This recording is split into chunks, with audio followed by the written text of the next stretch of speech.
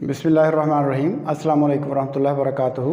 May peace mercy and blessings of Allah सुब्हानहू व तआला be on all of you. Dear friends, आज हम errors in the use of nouns का दूसरा पार्ट देखते हैं।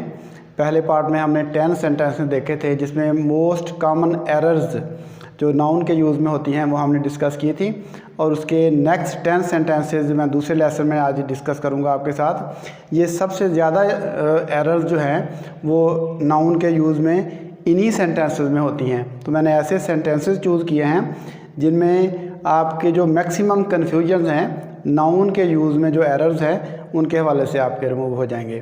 तो हम देखते हैं आज का लेसन जो कि है errors, the most common errors in the use of nouns. तो लेट्स सी आवर टॉपिक।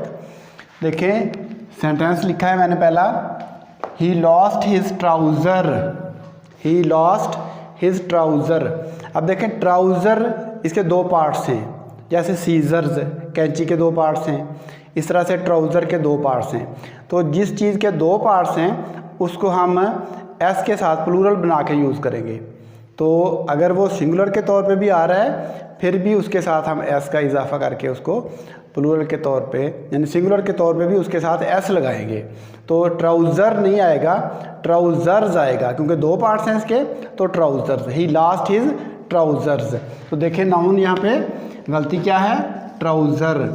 तो ज़ाहिर तो ठीक ही नज़र आ रहा है, लेकिन ट्राउज़र्स चूँकि इसके दो पार्ट्स होते हैं तो इसके साथ हम एस लगाते हैं। सिंगुलर की सूरत में भी इसके साथ हम एस का इजाफा करते हैं। तो ही लास्ट हिज ट्राउज़र्स। अब ये सेंटेंस जो है ये मुकम्मल तौर पे ठीक हो गया।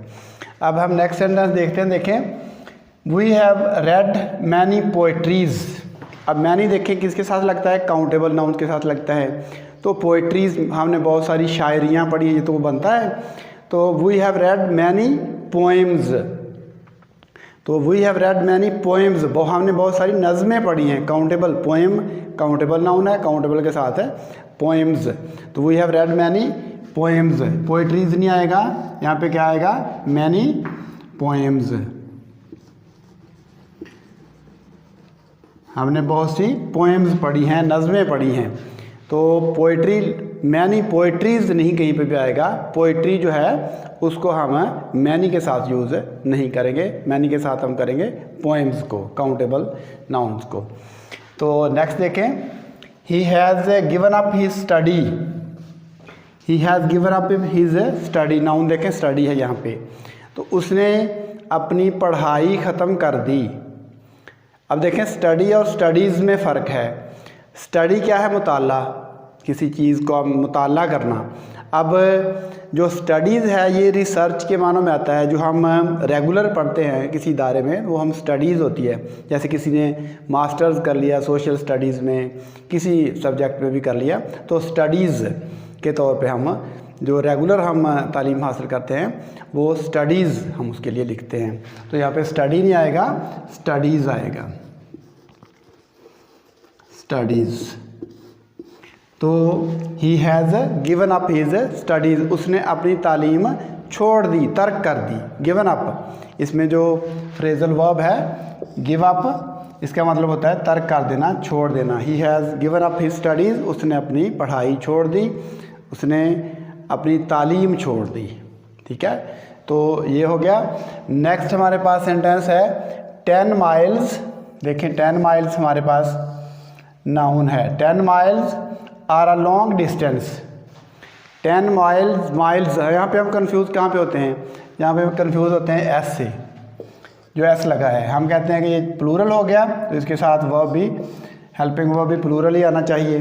तो 10 माइल्स 10 मील। अब देखिए उर्दू में भी आप इसको समझ सकते हैं, 10 मील एक लंबा फासला है। तो 10 miles is a long distance. 10 miles S जो है वो प्लूरल नहीं बना रहा, 10 माइल्स।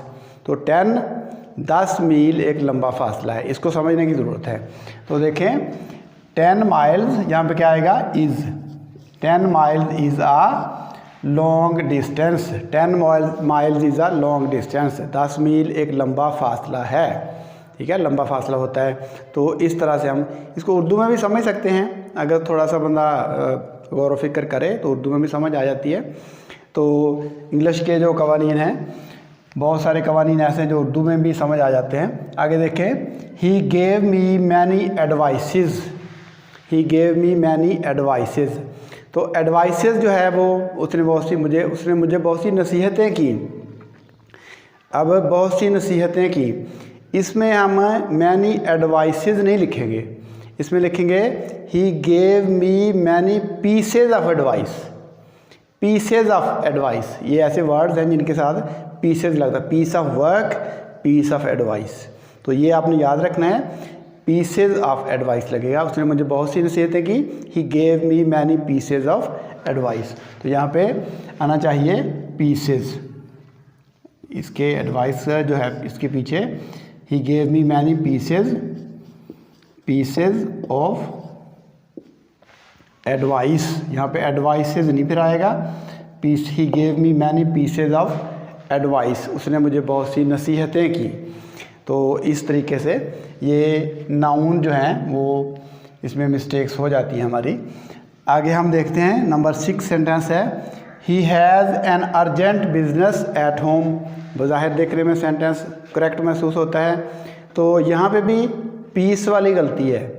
तो मैंने पीस वाले 2 सेंटेंसेस इकट्ठे इसलिए लिखे हैं ताकि आपको ये चीज़ें याद रहें कि piece of work, piece of business और पीस ऑफ एडवाइस ये इकट्ठे लगते हैं। जमा की सूरत में हो तो पीसेस लग जाएगा।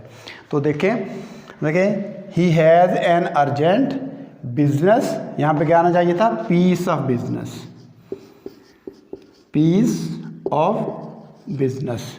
तो उसे घर पर ज़रूरी काम है, he has an urgent piece of business at home, उसे घर पर ज़रूरी काम है। तो piece of business, piece of advice, piece of work, इसके लिए हम ये यूज़ करते हैं पीस का वर्ड।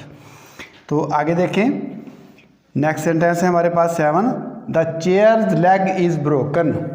कुर्सी की टांग टूट गई है। द चेयर्स लेग, देखें जो चीज़ें बेजान हैं, ठीक है, जो नॉन लिविंग थिंग्स हैं, उनके साथ हम एस यानी अपोस्ट्रोफी लगा के मलकियत नहीं बना सकते, ठीक है। अपोस्ट्रोफी लगा के बेजान चीज़ों की मलकियत हम नहीं बना सकते।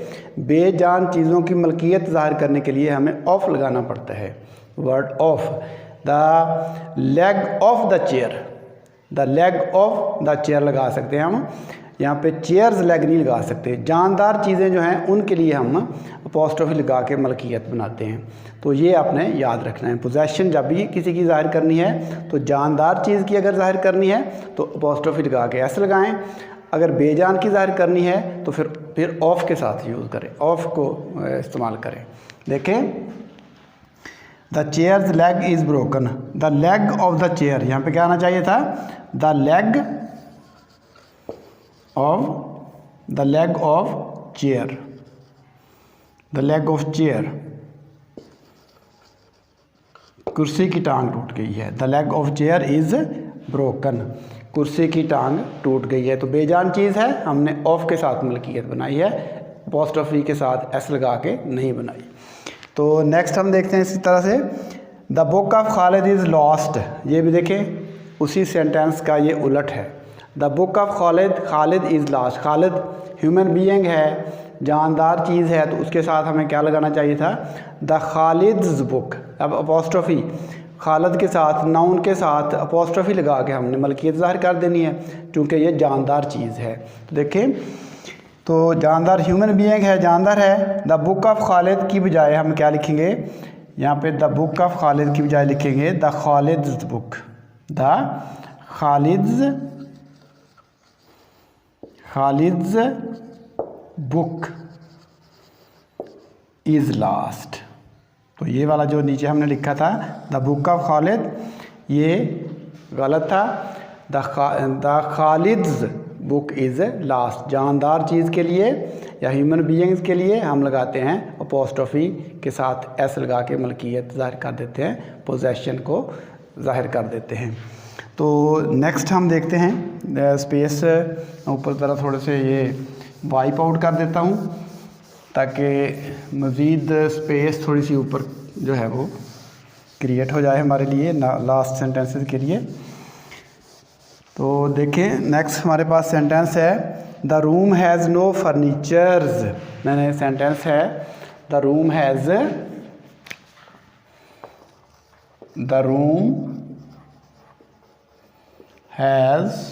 No furnitures.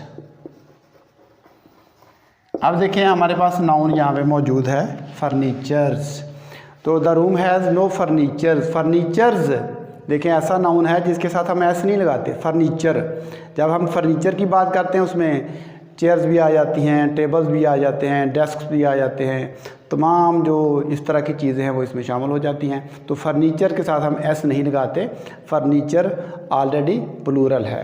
तो देखें ये the room has no furniture, यहाँ पे हम क्या करेंगे, सिर्फ एस को हम यहाँ से काट देंगे। The room has no furniture, कमरे में फर्नीचर नहीं है। नेक्स्ट लास्ट सेंटेंस हम देखते हैं जो 10th है। The United Nations have done nothing for the people of Kashmir. The United Nations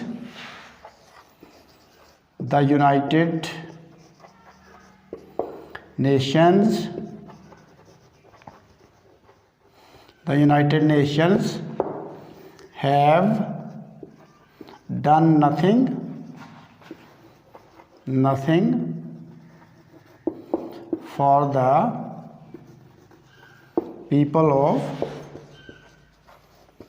people of Kashmir. तो यूनाइटेड नेशंस ने कश्मीर के लोगों के लिए कुछ नहीं किया।